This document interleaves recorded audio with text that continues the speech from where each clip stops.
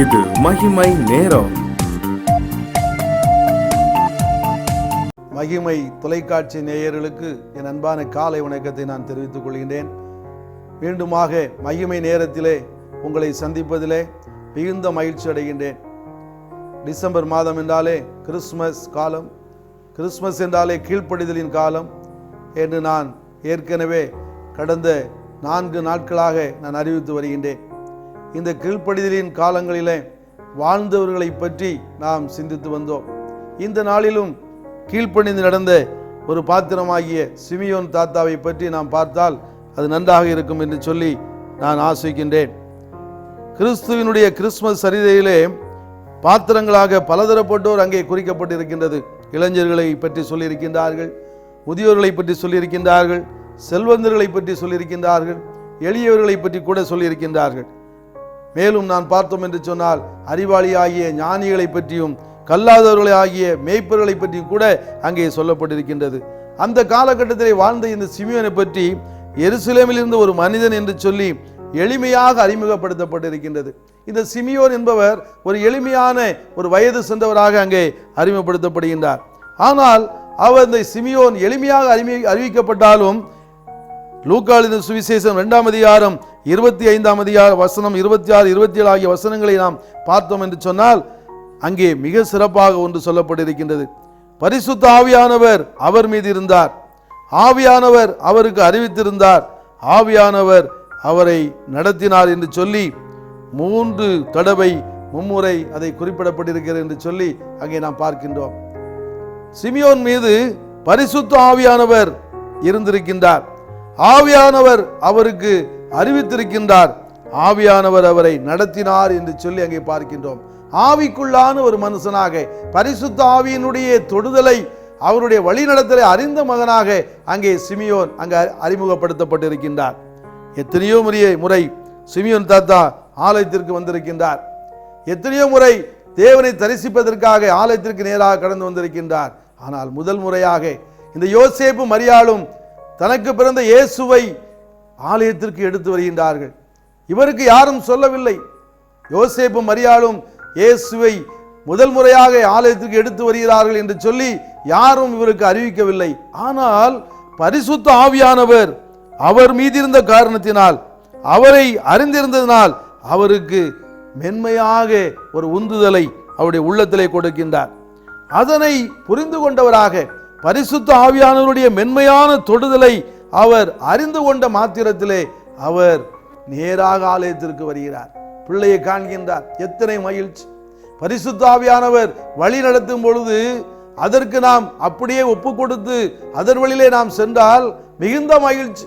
அவர் ஆலயத்திலே வந்த பொழுது யோசேப்பு மரியாளும் அங்கே பாலகனாகி இயேசுவை தன்னுடைய கையிலே ஏந்தி கொண்ட அந்த சூழ்நிலையை அப்படியே நேரடியாக பார்க்கின்றார். இதனை பார்ப்பதற்காகத்தான் அவர் வாழ்ந்து கொண்டிருக்கின்றார். என்று இந்த பாலகனை பார்ப்பேனோ அதற்கு பின்பதாக நான் கடந்து செல்ல வேண்டும் என்று சொல்லி இந்த பாலகனை நீ பார்ப்பதற்கு முன்பதாக இந்த உலகத்திலிருந்து நீ எடுக்கப்பட மாட்டாய் என்று சொல்லி சொல்லப்பட்ட அடிப்படையிலே அவர் வாழ்ந்து கொண்டிருந்த அந்த நேரத்திலே யோசேப்பும் மரியாளும் பாலகனாய் இயேசுவை ஆலயத்திற்கு எடுத்து வருகிறாள் என்பதை பரிசுத்த ஆவியானவர் மென்மையான தொடுதலின் மூலமாக அவருக்கு அறிவித்ததன் அடிப்படையிலே அவர் ஆலயத்திற்கு நேராக கடந்து வந்தார் என்று நாம் பார்க்கின்றோம். என்னை கேட்டுக்கொண்டிருக்கிற எனக்கு அன்பான தேவனுடைய ஜனமே, நம்முடைய வாழ்க்கையிலும் அப்படித்தான் பரிசுத்த ஆவியானவர் நம்மோடு கூட அவர் அளவலாவி நம்மோடு வாழ்ந்து கொண்டிருக்கின்றார். என்னுடைய பிள்ளை என்று சொல்லி நாம் அவரோடு இணைந்திருக்க வேண்டும் என்று சொல்லி ஆசைப்பட்டு அவர் நம்மோடு அவர் இசைந்தவராக இணைந்தவராக அவர் காணப்படுகின்றார். அவர் நம்மேல் இருக்கிறாரா? நமது மீதும் அவர் இருக்கிறார் என்ற அந்த நம்பிக்கை நம்மிடத்திலே காணப்படுகின்றதா? ஆவியானவர் அவருக்கு அறிவித்திருந்தாரே, அந்த அறிவிப்பு நமக்கும் அறிவிக்கப்படுகிறதே, அதை நாம் உணர்ந்தவர்களாக காணப்படுகின்றோமா? ஆவியானவர் அவரை நடத்தினார் என்று சொல்லி அங்கே பார்க்கிறோம். ஆவியானுடைய வழி நடத்துவது என்பது ஒரு மேன்மையான காரியம். என்றும் ஆவியானவர் நம்மை வழி நடத்தி கொண்டிருக்கின்றார். அதை நாம் அறிந்து கொள்ள வேண்டும். அவர் நம்முடைய வார்த்தைகளை நமது உள்ளத்திலே அவர் போடுகின்றார், உந்துதலை கொடுக்கின்றார். அதனை அறிந்து கொள்ள வேண்டும். இந்த ஆவியானவருடைய வார்த்தையும் தேவனுடைய வசனமும் இரண்டு கண்களாக அங்கே கொடுக்கப்பட்டிருக்கின்றது. கடவுளுடைய இரண்டு கண்களாக ஆவியானவருடைய அந்த வழிநடத்துதலும் அந்த வசனமும் கொடுக்கப்பட்டிருக்கின்றது. ஆகவே ஆவியானுடைய வழிநடத்துதல் வசனத்தின் மூலமாக காணப்படுகின்றது. இன்று பரிசுத்த வேதாகமும் நம்மிடத்தில் கொடுக்கப்பட்டிருக்கின்றது. ஆவியானவர் வசனத்தின் மூலமாக நம்மோடு பேசுகிறார். எத்தனையோ வார்த்தைகளை கேட்கின்றோம், ஆனால் அதன் மூலமாக வழி நடத்தப்படுகின்றோமா? அதனை நீங்கள் முன்மாதிரியாக வைத்து அதன் வழியில் நடக்கின்றவர்களாக காணப்படுகின்றீர்களா? வார்த்தை நம்முடைய உள்ளத்திலே பேசும் பொழுது அதை ஏற்றுக்கொள்கிறவர்களாக நீங்கள் காணப்படுகின்றீர்களா?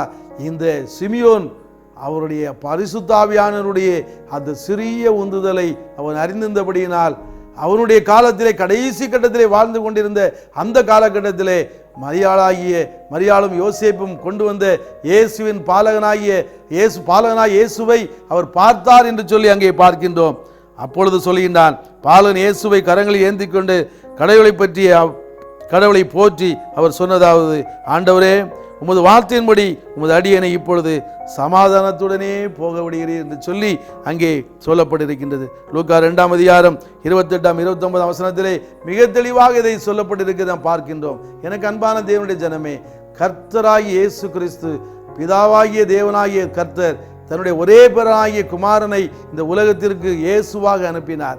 அவரை பார்த்த மாத்திரத்திலே சிமியோன் சொல்கிறார், என்னை சமாதானத்துடனே நீர் போக விடுகிறீர் என்று சொல்லி.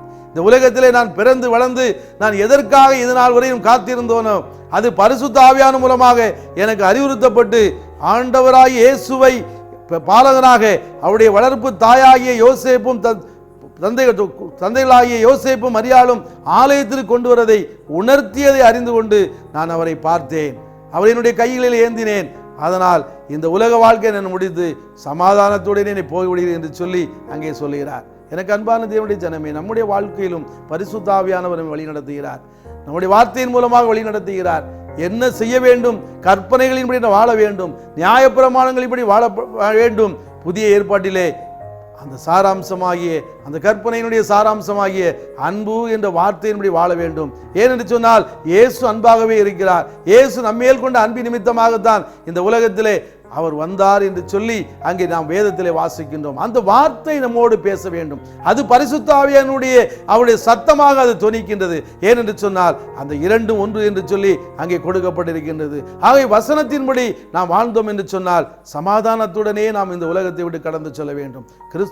கிறிஸ்தவனும் பரலோக ராஜ்யத்தை நோக்கியே நாம் சென்று கொண்டிருக்கிறோம். ஏனென்று சொன்னால் அதற்கு நாம் பாத்திரமாக மாற்றப்பட வேண்டும் என்பதற்காகத்தான், பாவியாகி நம்மை மீட்டெடுப்பதற்காகத்தான் இயேசு இந்த உலகத்திலே வந்தார். அவர் தன்னை முழுவதுமாக ஒப்புக் கொடுத்தார். அவர் இரத்தத்தை சிந்தினார். அந்த இரத்தத்தின் மூலமாக கழுவப்பட்ட அனுபவம் நம்மிடத்திலே காணப்பட வேண்டும். ஆகவே இந்த உலகத்திலே இருந்து நாம் கண்ணை மூடும் பொழுது கண்ணை முழிப்பது எங்கே என்று சொன்னால் பரலோக ராஜ்யத்திலே விழிக்க வேண்டும். அந்த ஒரு அனுபவம் நம்மிடத்திலே வர வேண்டும். ஆகவே அது வர வேண்டும் என்று சொன்னால் பரிசுத்த ஆவியானுடைய வழி நடத்துதல், வசனத்தின் மூடி நம்மை எப்படி வழி நடத்துகின்றாரோ அதன்படி நடந்து அதிலே நாம் செல்வோம் என்று சொன்னால் ஒரு பரிசுத்தமான ஜீவிய நம்மிடத்திலே காணப்படும். இந்த கிறிஸ்துமஸ் காலங்களிலே, மகிழ்ச்சியின் கொண்டாட்டத்தின் காலங்களிலே நாம் கடந்து வந்திருக்கின்றோம். அதற்கான ஆயத்தங்களில் நாம் ஈடுபட்டு கொண்டிருக்கிறோம். ஆனால் இந்த கிறிஸ்துமஸ் என்பது கீழ்ப்படிதலுடைய காலமாக கொடுக்கப்பட்டிருக்கிறது. இந்த கிறிஸ்துமஸ் காலத்திலே நாம் மற்றவர்களையும் பார்க்க கடமைப்பட்டவர்களாக இருக்கின்றோம். ஆவியானவர் என்ன சொல்லுகின்றாரோ அதன்படி நடக்க வேண்டும். ஆவியானவர் சொல்லக்கூடிய அந்த வார்த்தைகளை நாம் அப்படியே ஏற்றுக்கொண்டு அதன்படி நடப்போம் என்று சொன்னால் மெய்யாகவே கிறிஸ்துமஸ் காலங்களிலே ஆண்டவராய் இயேசு கிறிஸ்து நம்முடைய உள்ளத்திலே பிறப்பார், நம்முடைய இல்லத்திலே பிறப்பார். அது மகிழ்ச்சியை கொண்டு வரும். நாம் கண்ணால காண்போம். அது நிமித்தமாக சமாதானத்துடனே இந்த உலகத்தை விட்டு நாம் கடந்து செல்வதற்கு அது நமக்கு ஏதுவாக இருக்கும். அப்படிப்பட்ட மேலான கிருபையை நம்ம ஒருவருக்கும் தேவன் தந்தருள்வாராக. ஒரு நிமிடம் கண்களை மூடி ஜெபிப்போமா?